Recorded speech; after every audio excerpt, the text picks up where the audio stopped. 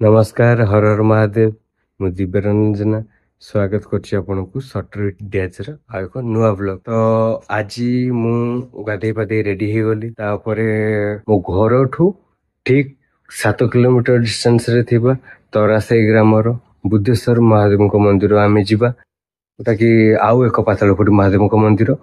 तो आमे फास्ट सेठिकी जिबा सेठिकार लोक मान सहित कथा हवा मंदिर विषय किसी नुआ नुआ कथा जानिबा। तो फास्ट मु एने मो घर बाहर की जीवी। तो बाहर की जीवा परे राका आसीबो राका मते नहीं जीव मंदिर पाखु मु एबे अपेक्षा करछि राका आसीबा परे हम दी जण मिसी की जीव। राका आसी पहुंची गला तो आमे बाहर गलु भगवान को दर्शन पई।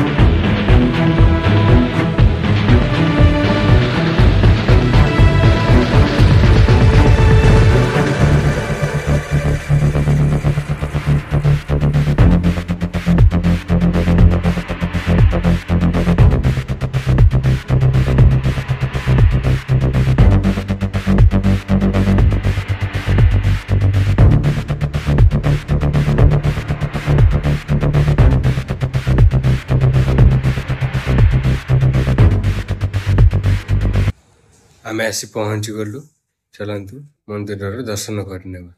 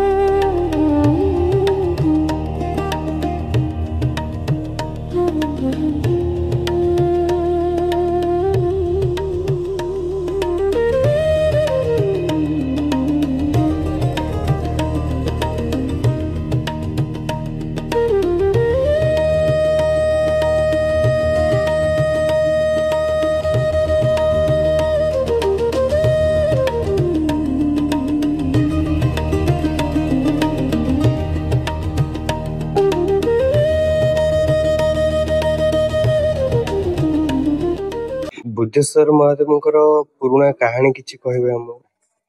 आज्ञा मु रमेशचंद्र पंडा संपादक श्री श्री बुद्धेश्वर महादेव मंदिर परिचालन कमिटी सदस्य। आज्ञा बहु पुरातन कहानी मंदिर प्रशिष्ट आम भी जानी बहु राजनीतिक समय पातालपति महादेव लोक कहानी अच्छी जाई जंगल भितर क्षीर देकी मन को ढाउला राजा तक अन्वेषण कले देखिले जे एक पातालपति लिंग अच्छी ସେହି ସମୟରୁ ଏଠି ପୂଜା ଅର୍ଚ୍ଚନା ଚାଲି ଆସିଛି। ପ୍ରଖ୍ୟାତ ଦେବତା ହିସାବରେ ଏହା ପାତାଳପୁଟି ଜଗତସିଂହପୁର ଜିଲ୍ଲାର ଏକ ଦ୍ୱୀପାଞ୍ଚଳରେ ଏହା ଅବସ୍ଥିତ। ଯେ ଠାକୁରଙ୍କ ଏତେ ମହିମା ଯେ କୌଣସି ଚିନ୍ତାଘାତ ଏଠି ଆଜି ପର୍ଯ୍ୟନ୍ତ ମାନେ ଅକୃତକାର୍ଯ୍ୟ ହେଇନାହାନ୍ତି। ସମସ୍ତ ଏତେ ବିଷାଧର ସର୍ପ ଦର୍ଶନ କଲେ ମଧ୍ୟ ଏଠି ପ୍ରଭୁଙ୍କ ପଙ୍କପାଦୁକ ଏବଂ ପାଣି ଧଳାରେ ଆରୋଗ୍ୟ ଲାଭ କରି ଯାଇଛନ୍ତି। ଦ୍ୱିତୀୟତଃ ଯଦି କୌଣସି ଲୋକମାନଙ୍କର ମାନସିକ ଥାଏ, ସନ୍ତାନ ସନ୍ତତି ନଥାନ୍ତି, ସେମାନେ ଯଦି ଏଠି ମାନସିକ କରି ଯାଇଛନ୍ତି, ସେମାନେ ପୁତ୍ର ସନ୍ତାନର ଜନକ ହେଇଛନ୍ତି। ନୂଆ ମନ୍ଦିର ଏଇନେ ଆମେ ଦେଖୁଛୁ, ଏଇଟା କେବେ କଣ ପ୍ରତିଷ୍ଠା ହେଇଥିଲା? ଆଜ୍ଞା, ଇଏ ମନ୍ଦିର ଆଗରୁ ଥିଲା କାଠ ଘର, କାଠ ମନ୍ଦିର ଥିଲା। ତାକୁ କାଳକ୍ରମେ ଆକୁ ଭଙ୍ଗା ଯାଇକି 1991 ମସିହାରେ ପଥରରେ ଭିତ୍ତି ସ୍ଥାପନ ଆରମ୍ଭ କରାଗଲା, ପ୍ରତିଷ୍ଠା କରିଛନ୍ତି। 2018 ମସିହାରେ ମନ୍ଦିର ପ୍ରତିଷ୍ଠା କରାଗଲା, କିନ୍ତୁ ଏହା 91 ମସିହାରୁ କାର୍ଯ୍ୟ ଆରମ୍ଭ ହେଇକରି ଏତର ମନ୍ଦିର ପୂର୍ଣ୍ଣାଙ୍ଗ ହୋଇଛି।